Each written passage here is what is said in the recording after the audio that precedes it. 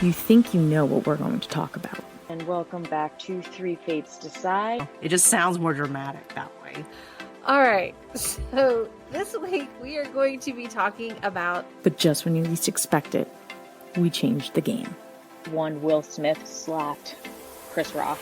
I mean, we always celebrated Easter. You're part of the Half-Blood Prince. So we're going to do another free talk, freestyle thing, no planned discussion. At the end of the day, only one thing matters. We decide. We're going to hit the main highlights. That is the thing, like what we were saying back in that episode. A quick recap. Three Fates Decide podcast.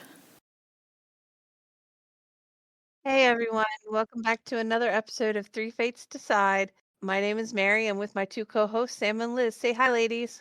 Hi-yo. Hello. All right. Today we are going to be talking about another American monster. It would be the most apt name for this man. This man being Ted Bundy, one of the most prolific serial killers America's had in the last probably, century? Yeah, probably. I mean, I know we've had a few, but he's probably one of the more, besides Dahmer, who we've already spoken about in a previous episode. Liz may be able to tell us which episodes those were, because we spoke about him twice. I don't remember now. There was one episode, number 66, and then there was number 78, which I believe is the one about the Netflix series. I think it is. Yeah, I think it was. Yeah, I think we did him first and then the series. Exactly. Well, tonight we are not going to be breaking up this into two episodes. We are going to briefly talk about who he was, his childhood, briefly talk about the areas and years he was active and the victims that are confirmed.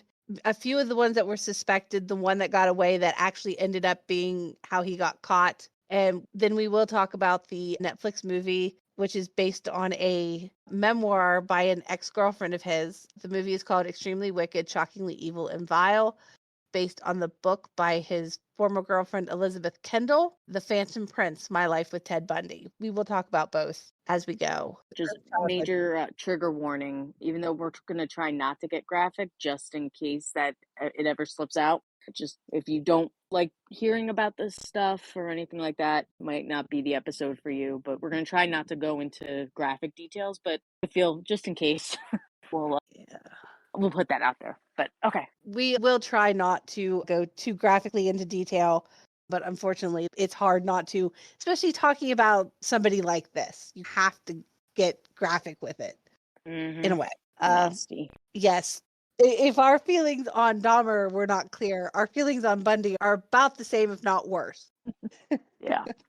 Ted Bundy, otherwise known as Theodore Robert Howell Bundy, was born in 1946. He died in 1989, so he is no longer among the living. Thank God. The one thing Florida did right. Right? It's about the only thing Florida's done right. He was born in Vermont to a single mother, Eleanor Louise Howell. He was actually born at the Elizabeth Lund Home for Unwed Mothers. Never knew who his father was. There's been, I guess you could say, there have been many guesses, but nobody has ever stepped forth claiming to be his father, and I don't blame them if they even knew. Seriously, would you want to claim him? Nope. Yes. No. For the first 3 years of his life, he did live in Philadelphia, the Roxborough neighborhood, with his maternal grandparents, Simon and Eleanor Miriam. And they raised him as their son to avoid the social stigma that accompanied him being born to an unwed mother at the time.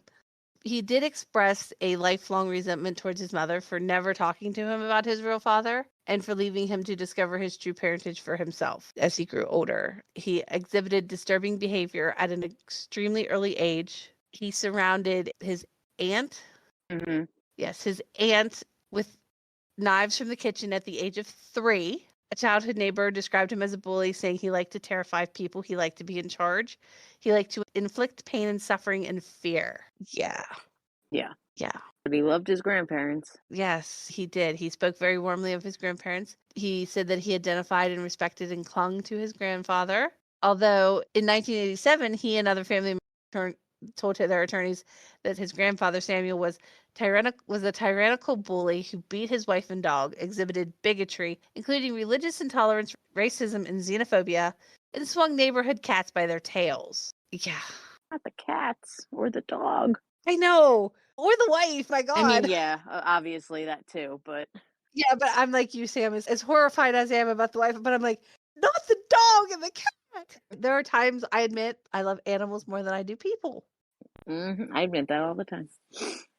There are just some days. All right. He described his grandmother as a timid and obedient woman who periodically underwent electroconvulsive therapy for depression, ECT, shock therapy. Gee. Yeah. In 1951, his mother met Johnny Culpepper Bundy, and they married that year, and he officially and formally adopted Ted. So that is how his name went from being Cal to Bundy in 1951. So yeah, that was after they moved to Tacoma, Washington. Yes. And he didn't like his stepdad, or I guess his adoptive dad. Adoptive dad. Yeah. What are you going to do? Well, there's not much he could do at that time. Nope. All right. Kind of moving on. The only really thing that he did was during high school, he was arrested twice on suspicion of burglary and motor vehicle theft. When he reached the age of 18, the details of the incidents were expunged from his record. So it's like it never happened. He was an alcoholic and a peeping Tom because he would consume large quantities of alcohol and canvass the community, looking for undraped windows where he could observe women undressing. Let's see. Sam, you want to take over for a little bit? Yep, I got you. Okay. All right. Also, the other thing, like with high school, was it didn't seem like he really liked a lot of people, but everyone always said that he was well known and well liked. So he just liked to be alone. But after he graduated high school, he went to the University of Puget Sound, and then he transferred to the University of Washington to study Chinese. And while there, he started dating someone, Diane Edwards, who I think was probably like the love of his life. He wound up dropping out of college. He was doing a lot of minimum wage jobs. He volunteered at the Seattle office for Nelson Rockefeller's presidential campaign. He became Arthur Fletcher's driver and bodyguard during Fletcher's campaign for lieutenant governor of Washington state. Meanwhile, his girlfriend had graduated and left for San Francisco. He would visit her there during that summer of 1968 because he had gotten a scholarship for Stanford University to study Chinese. In August of 1968, he attended the Republican National Convention in Miami as a Rockefeller delegate, so he did a lot with politics. But not long after, his girlfriend broke up with him because she just thought he was immature and lacked ambition.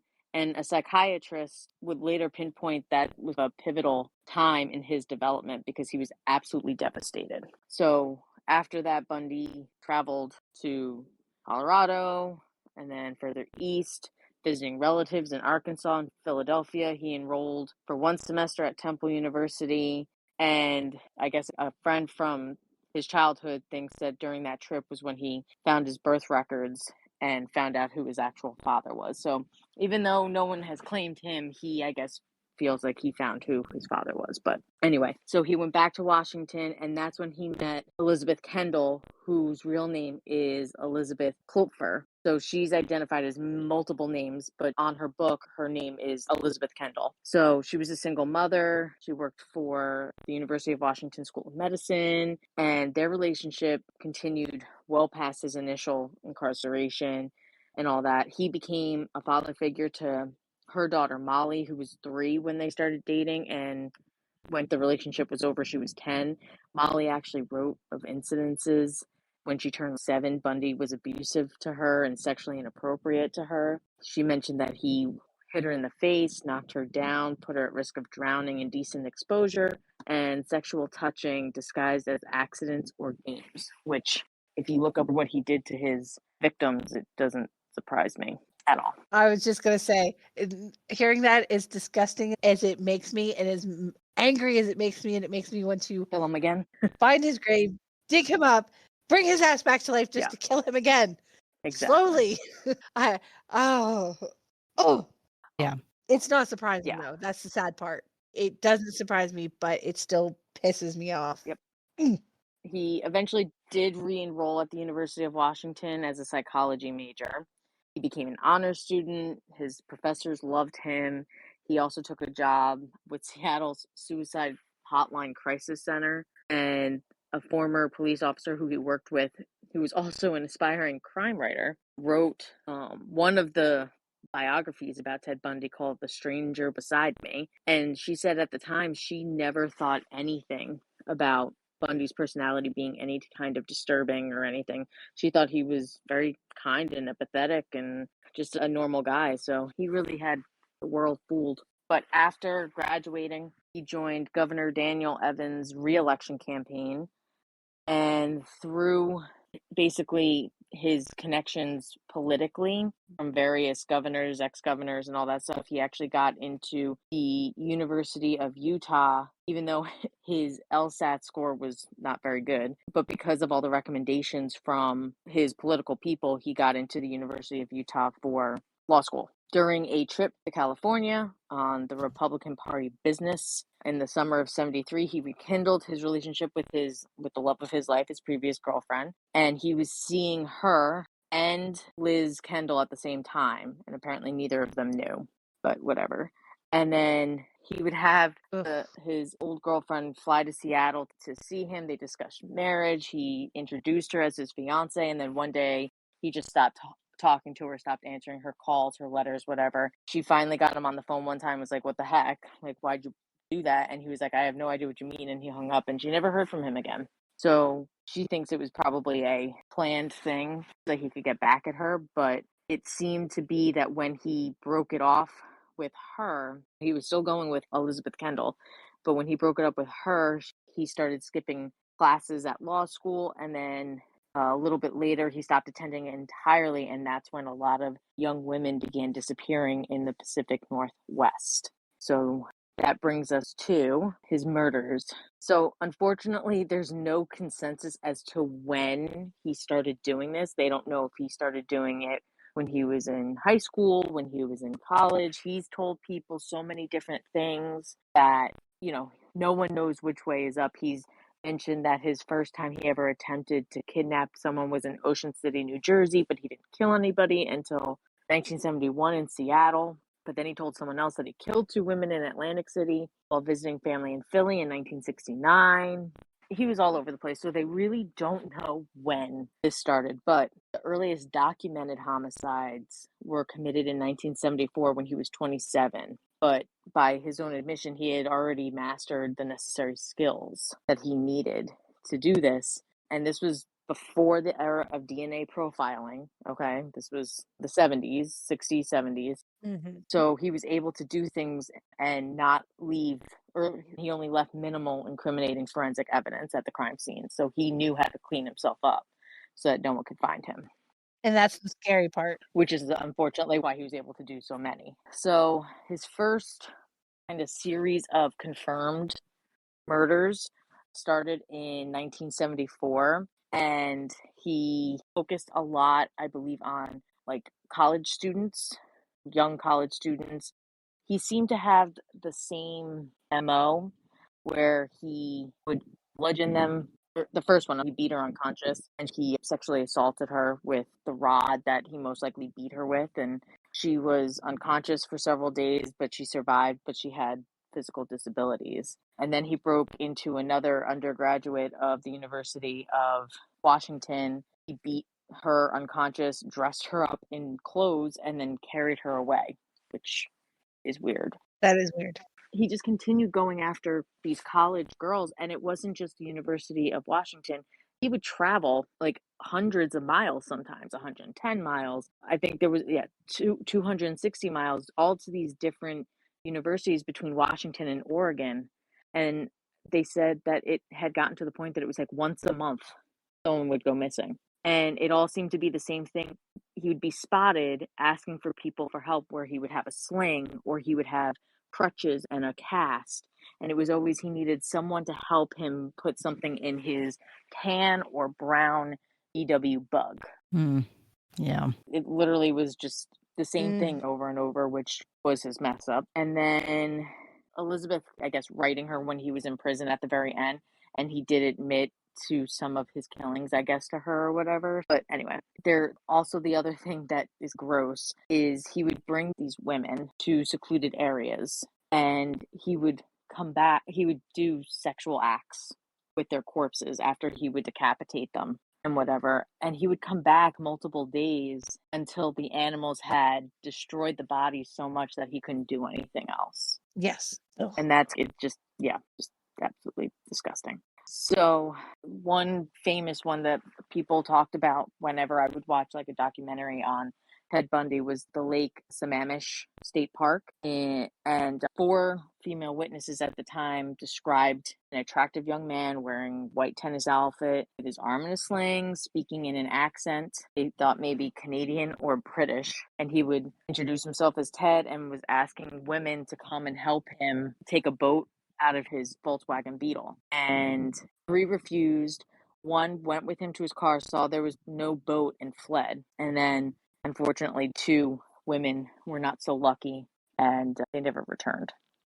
And I don't believe they ever found their bodies either. But because so many people saw him, they had a sketch as to what this murderer looked like. And because of that, they were able to put it out. And his girlfriend, his childhood friend, and then the ex-police officer that he worked with for the suicide hotline all recognized him from the sketch and the car and reported Bundy as a possible suspect. But the detectives were receiving up to 200 tips a day and thought it was unlikely that a law student would ever commit such heinous crimes. Oh, and I lied. I'm sorry. Hunters did eventually find the bodies of the 2 women from the Sammamish State Park.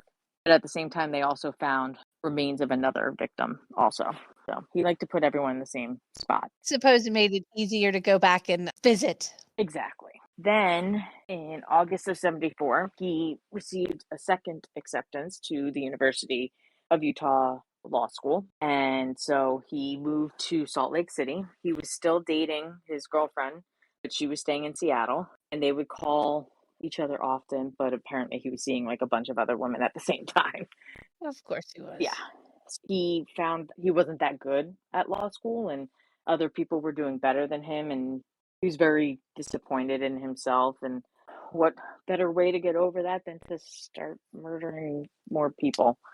It's disgusting. But obviously the homicides stopped in Washington and Oregon and moved to Utah and Colorado and Idaho. And again, he would travel hundreds of miles sometimes to hunt these women down. But the thing that I found interesting was that he started going after like teenagers. There was a 16-year-old, a 17-year-old. One of them was the daughter of the police chief. A bunch of 17-year-olds. There was a 12-year-old. He just like started going after these teenage girls, which was crazy. But one woman, Carol Duranch, met him. He identified himself as Officer Rosland of the Murray Police Department and told her that someone had attempted to break into her car, asked her to accompany him back to the station to file a complaint, and she got in the car. And when she realized that he wasn't going toward the police station, he immediately pulled over and attempted to handcuff her. And as a result, I guess she was fighting back. He put the handcuffs on the same wrist, which allowed her to open the door and escape. So she got away, and that's very important. So remember that.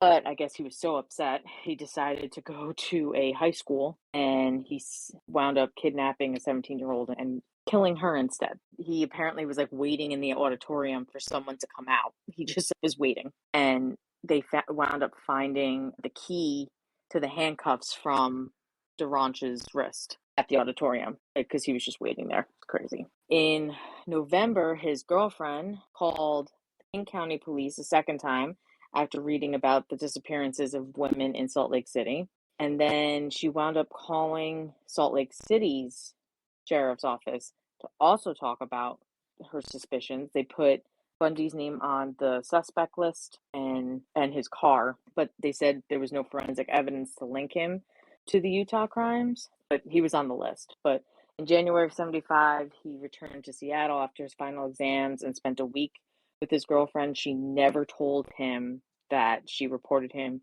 3 times to the police, but she kept dating him, which is confusing to me. And she made plans to come and visit him like that August or whatever. So obviously 75, he continued going more into Colorado area. Again, had no trouble traveling like hundreds of miles for these murders. It's crazy. And that's probably one reason why he was so good at getting away with it for as long as he did. Right. Because why would he be traveling so far? Yeah, he went so far away from where his normal, quote unquote, normal haunts were. His last confession was the murder of Susan Curtis, who vanished from the campus of Brigham Young University in Provo, which is about 45 miles south of Salt Lake City. And he recorded that moments before he entered the execution chamber. But many of the women's bodies from the Colorado area were never recovered, unfortunately. He did decide to get baptized into the Church of Latter-day Saints, which, whatever, but then they excommunicated him once he got arrested for kidnapping, which brings us to his first arrest. So if you recall, I talked about the girl, Ranch, who was able to escape. So he was arrested because a highway patrol officer noticed he was cruising a residential area in his Beetle in the pre-dawn hours, and he was going pretty fast after he saw the patrol car. He also noticed that the Volkswagen's front passenger seat had been removed and placed on the rear seats. So he pulled him over, he searched his car, he found a ski mask, a second mask fashioned from pantyhose, a crowbar, handcuffs, trash bags, a coil of rope, an ice pick, and other items that he assumed were burglary tools. And Bundy tried to explain what they were all for, whatever. But thankfully, a detective remembered a similar suspect and car description from the DeRanch kidnapping, and that Bundy's name was on the suspect list from his girlfriend's phone call a month before. They searched Bundy's apartment and found a guide to Colorado ski resorts with a check mark by the Wildwood Inn, which is where one of his victims was taken from, and also a brochure that advertised the Viewmont High School play, which is where he kidnapped that girl. But there wasn't enough sufficient evidence to detain him, so he was released, and he admitted later that the searchers missed a hidden collection of Polaroid photographs of his victims, which he destroyed after he was released so that no one could ever find them.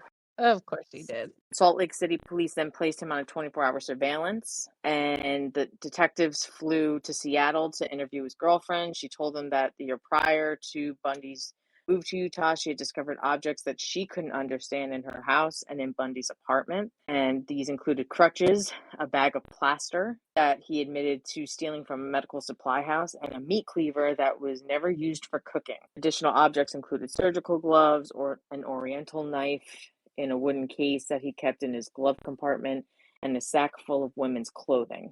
And again, she still dated him. I don't understand. And that he was perpetually in debt, and that she suspected that he had stolen almost everything of significant value that he possessed. In September, he sold his Beetle to a teenager, but the Utah police impounded it, and FBI technicians dismantled it and searched it. They found hairs matching samples obtained from one of the victims' bodies, and they also identified hair strands from two other victims, one that was murdered and the girl that was just kidnapped and got away. An FBI lab specialist concluded that the presence of hair strands in one car matching three victims who had never met one another would be a coincidence of mind-boggling rarity. Yeah, no duh.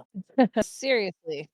So they put him in a lineup. They had DeRanch bring him in. She immediately identified as Officer Roseland, and witnesses from the school recognized him as the stranger in the auditorium. But there was insufficient evidence to link him to another victim whose body, unfortunately, was never found. But there was enough evidence to charge him with aggravated kidnapping and attempted criminal assault on DeRanch's case. And he was freed on $50,000 bail paid by his parents, and spent most of the time between indictment and trial in Seattle and living in his girlfriend's house. Seattle police had insufficient evidence to charge him in any of the Pacific Northwest murders, but kept him under close surveillance. In November, three principal Bundy investigators met in Aspen, Colorado, and exchanged information with 30 detectives and prosecutors from 5 states. After the meeting, they all were pretty much convinced that Bundy was the one and only murderer that they were looking for, and they agreed that more hard evidence needed to be found before he could be charged with any of the murders. In February, he stood trial for DeRanch's kidnapping. On the advice of his attorney, he waived his right to jury due to the negative publicity surrounding the case. After a 4-day bench trial, In weekend deliberation, the judge found him guilty of kidnapping and assault. In June, he was sentenced to 1 to 15 years in Utah State Prison. In October, he was found hiding in bushes in the prison yard carrying an escape kit, which included road maps, airline schedules, and Social Security card, and spent several weeks in solitary confinement. Later that month, Colorado authorities charged him with another murder. After a period of resistance, he waived extradition proceedings and was transferred to Aspen in January of 1977. Yes. So that was the first time he escaped. Yes.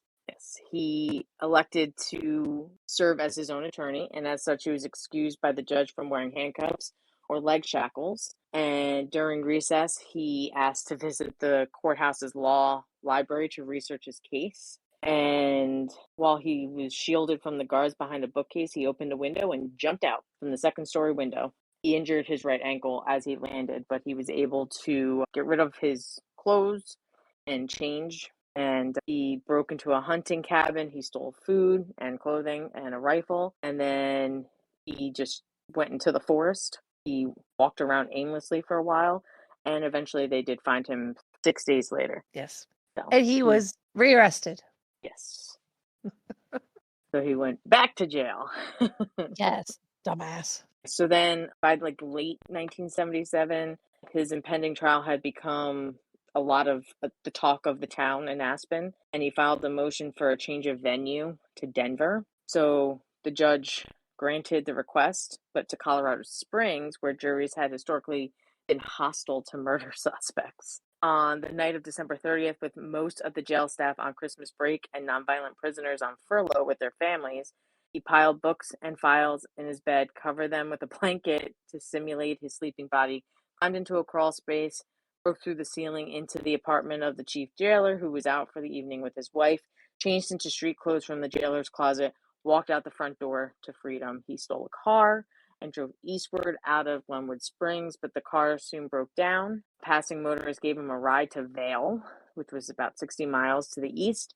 And then he caught a bus to Denver, where he boarded a morning flight to Chicago. And then back at the jail, the skeleton crew did not discover his escape until noon the next day, which is more than 17 hours later. And by then, he was already in Chicago. But he didn't stay there for long. He didn't, and he messed up.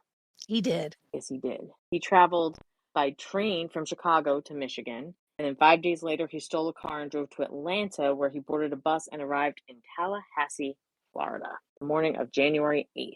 He stayed for one night at a hotel before he rented a room under the alias Chris Hagen at a boarding house near Florida State University. And basically, he was stealing and all that stuff for food and money and all that stuff. But then, 1 week after his arrival, he gained access to Florida State's Chi Omega sorority house through a rear door with faulty locking mechanism. And about 2:45 a.m., he bludgeoned one girl with a heavy piece of oak firewood while she slept, crushing her skull. And then he choked her with a nylon stocking. And they said he ripped her underwear off with such force that friction burns were found on her thighs.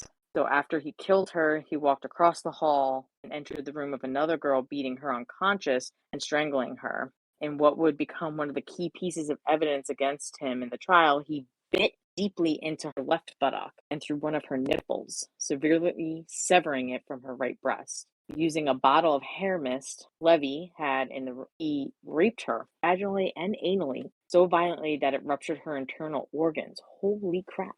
That's some rage. That's just absolute, utter rage. Seriously. Yeah. Jeez. Then he went into an adjoining room. He attacked another girl, breaking her jaw and deeply lacerating her shoulder. And then attacked another girl, I guess they shared a room, who just suffered a concussion, a broken jaw, loss of teeth, and a crushed finger. But they both survived the attack. He fled the scene, and he was spotted by another sorority sister who came through the back door and saw him as he made a run for it. And detectives were determined that the 4 attacks took place in a total of less than 15 minutes with an earshot of more than 30 witnesses who heard nothing. That was crazy. Which is, yeah.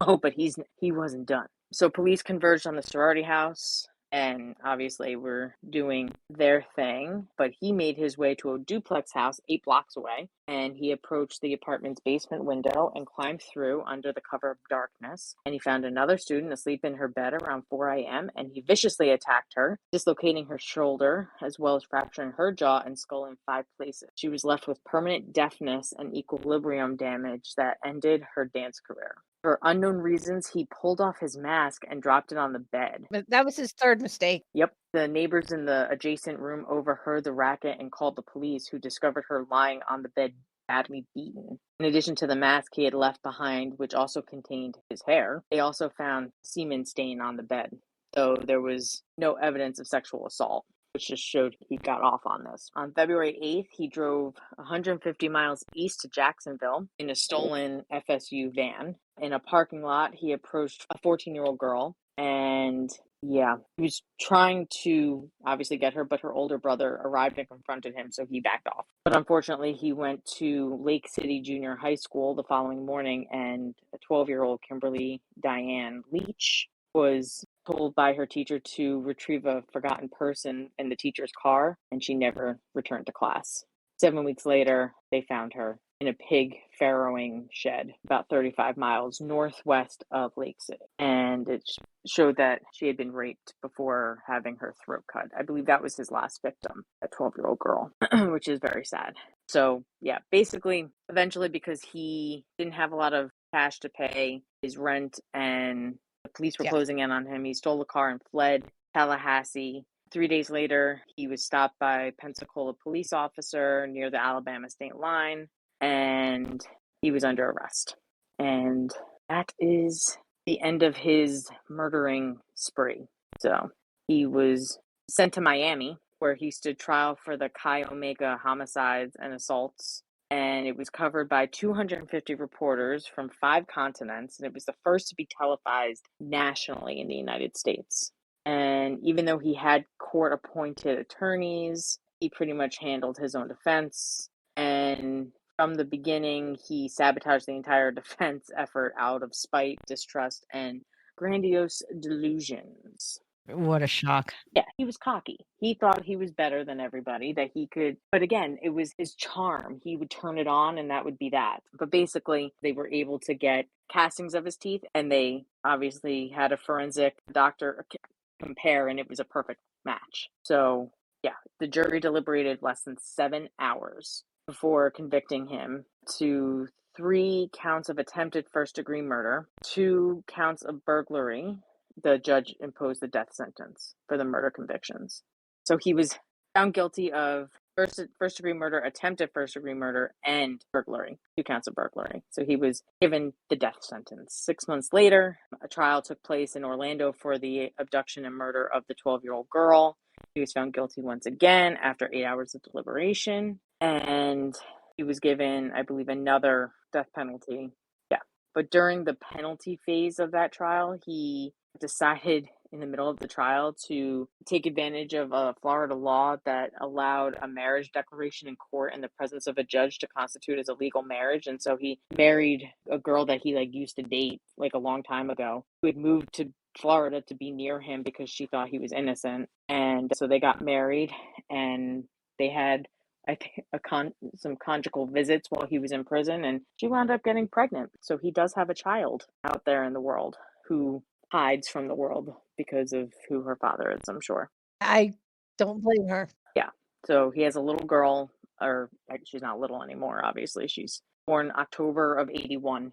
Yeah, she's only a few months older than me. Yeah, she's not that far. Yeah, so she'll be 42 this year. That poor woman. But basically, after everything, he did then start confiding to the police. I think he was trying to have them think he was crazy. He was trying to deter his death and push it off by slowly giving them pieces of what they wanted to know, but it didn't help him. They sent him to the electric chair. He was executed at 7:16 a.m. on Tuesday, January 24th, 1989, and his last words were directed to his attorneys.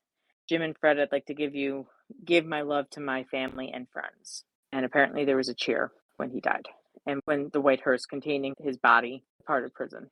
So no one was very upset. But he talked to a lot of journalists and stuff like that. He really was just trying to prolong the inevitable, but it didn't work.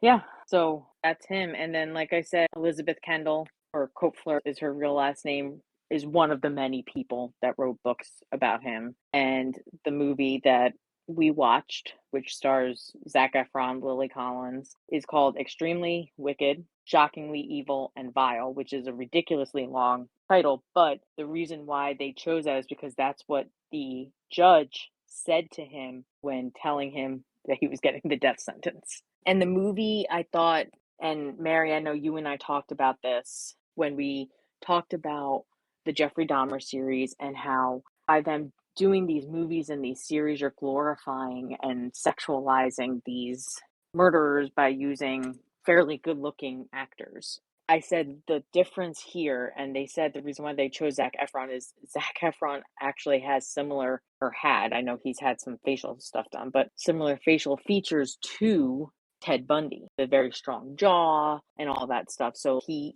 looks like him. And the reason why I don't feel like they were necessarily sexualizing it is because people couldn't believe that he would ever do something like that, because he was so charming, so good looking. He was trying to be a lawyer. He played this game being funny and all this stuff. And people fell in love with him. Girls were obsessed with him because they just couldn't believe that he would ever do something like that. So I think by using Zac Efron, who is a very good looking man and a lot of women like him, they showed what it really was like. Me personally, I don't think Ted Bundy was that good looking, but the 70s was a different time. Yeah. Yeah. This is true. This is true. But no, I thought the movie was very good. I was happy they didn't show any of the murders. They certainly implied it. Yeah, they definitely implied, but it was more of because it was from her perspective more. Yeah. It was about how he tried to act normal while he was still doing all these heinous things. Yeah. Which is even scarier. That's what he was doing. He tried to act like he was just some Joe Schmo, when actual reality he was doing these heinous and disgusting things. So yeah, I thought they did a good job with it. Yeah, I agree. It's on Netflix if anyone wants to watch it. Yeah, that's how I saw it as well. I would say it's interesting that the perspective that they did this movie is from her perspective, in a sense, even though you do follow him as well in the movie. Mm-hmm. As you point out, it is in essence like from her perspective, because like you were saying, in a couple of scenes you see he did attack someone, one of his victims, but the context was that he admitted that, yeah, I did do a couple of things to a couple people, that kind of thing. But otherwise, like, you only hear on screen that, like, he did this, he's been accused of this, that, and the other, which does fit the whole idea of, okay, this is from the outside perspective on the whole thing. Like, you're hearing this secondhand, third hand, what this guy supposedly did, which at the time it was just supposed. Like, they still had to establish that, oh yeah, this is definitely our guy that we're looking for, that did all these horrible things to all these poor innocent women. I remember I was reading, there were some criticisms of the movie. I will say one criticism I read was that, like, some people felt that Elizabeth Kendall was not a fully developed character in the movie almost, which I see why they were criticizing that, because I have to admit there were certain points in the movie where it felt like she's not really doing anything per se. Right. Yeah. In the movie, you don't even know that she's the one that called the cops about him until almost the end. She actually did it 3 times. Right. I would love to know why she still stayed with him. I mean, I really would.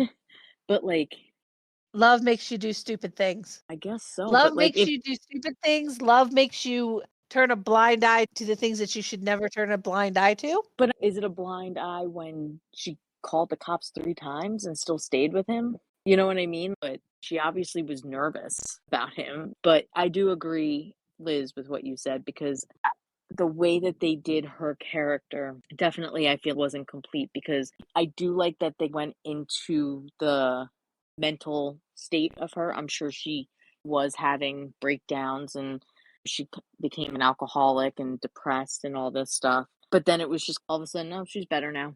All right. Like, she got married to someone else, but what Yeah. happened? And again, I know they were trying to focus more on him than her. She's a prominent part of this thing. It was written by her. So I'm going to read the book. I bought it. So I am going to try and see how she wrote about herself and then compare it to how they did it in the book. And I can let you know my findings. Yeah, you could always do a solo on it later. Yeah. Yeah, Depending on how long it takes for me to read it. right. But yeah, when I remembered reading like some of the reviews, because I just get curious. Sometimes you want to see what did reviewers think and whatnot, because I certainly get curious about that sort of thing. Because sometimes, and I'm sure some of you listeners feel the same way, sometimes you read reviews to stuff you are going to watch or stuff that you recently watched, and it's very fascinating to see how critics react to the same thing you saw. And of course, sometimes you agree with them and other times you definitely don't. Mm-hmm. And sometimes you do end up discovering certain reviewers that maybe have an interesting observation, even if you don't necessarily agree with it, but they do have interesting observations, which is why I mentioned that criticism about how they felt that Elizabeth Kendall is like almost too passive and not a fully developed, for lack of a better term, character in the movie. And reading that, I realized that I do get what they're saying, and I do agree with that, because there were certain parts of the movie where she felt almost like she's too passive and non-reactionary, when you would think that they would show her being more conflicted than she was. I don't know if that's like a criticism of Lily Collins or if that's a criticism of the directing or the writing or whatever. Mm-hmm. Yeah. Yeah. Yeah.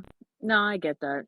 I get that. Like I said, I'll read the book and see what it comes out to. But obviously, a lot of critical responses, again, about performances. In fact, what you just said, someone was criticizing her performance, saying she was reduced to a stock character. And then obviously, people didn't like it because they felt that it was glorifying him and did not address the impact of his crimes on his victims or their loved ones. But again, you have to think about this movie's based on a book, so I don't know. But it was shown at Sundance, and then Netflix acquired the distribution rights. So again, if you want to see it, also something else on Netflix is like the tapes of Ted Bundy, where he's actually talking to someone like a journalist, and they were trying to get him to talk about the murders and stuff like that. It's really eerie to hear him. Like it's creepy. So I wouldn't recommend doing it at night, watching that, but it's a couple of episodes if you want to look him up. I suggest Yeah. you don't do it because you'll never sleep again. Yeah. There are probably true crime junkies in the audience. So. True. This is true. You'll never sleep again. Yeah. Yeah, he's creepy. Yeah. He is creepy. I think he might be creepier than Dahmer. They have similarities in that, like, Dahmer was, and maybe it's the alcoholism, Yeah. but just like very, I don't know, like when you like if you watch like the tapes on Netflix, he's very calm as he talks about things. Yeah. Just very calm, which is eerie.